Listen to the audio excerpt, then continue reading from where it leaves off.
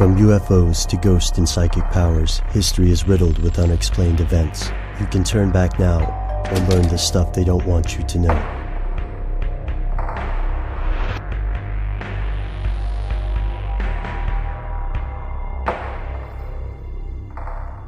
The world as we know it runs on fossil fuels and sunlight. Without energy from the sun, the ecosystem would collapse. Without fossil fuels, most civilizations would also collapse. Say what you will about renewable energy, but oil is the blood pumping through the heart of industry. For decades, the quest for fuel has driven crime, business, and government. Fossil fuels are a tool for progress and a means of oppression.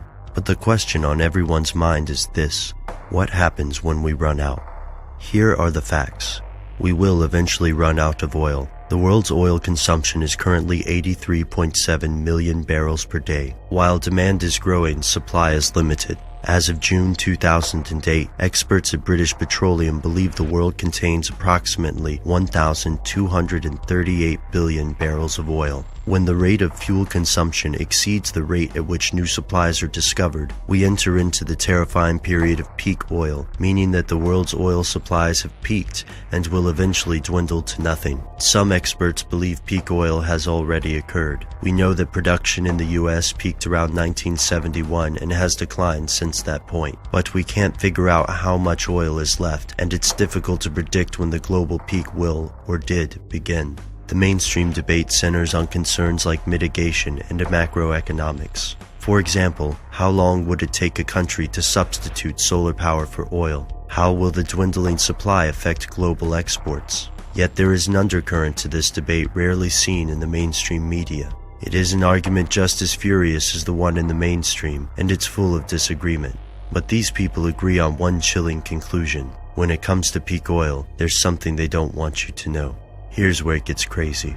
Peak oil conspiracy theorists come in many varieties. Some right-wing theorists believe peak oil is a manufactured crisis. In this theory, the world's businesses and governments have created an artificial scarcity and suppressed breakthroughs in alternative technology. By forcing the current system to stay dependent on oil and eventually collapse, these shadowy leaders will presumably be able to create a new world government, like a UN on steroids. On the other hand, some conspiracy-minded people believe that peak oil occurred some time ago and that the current situation is more desperate than the mainstream lets on.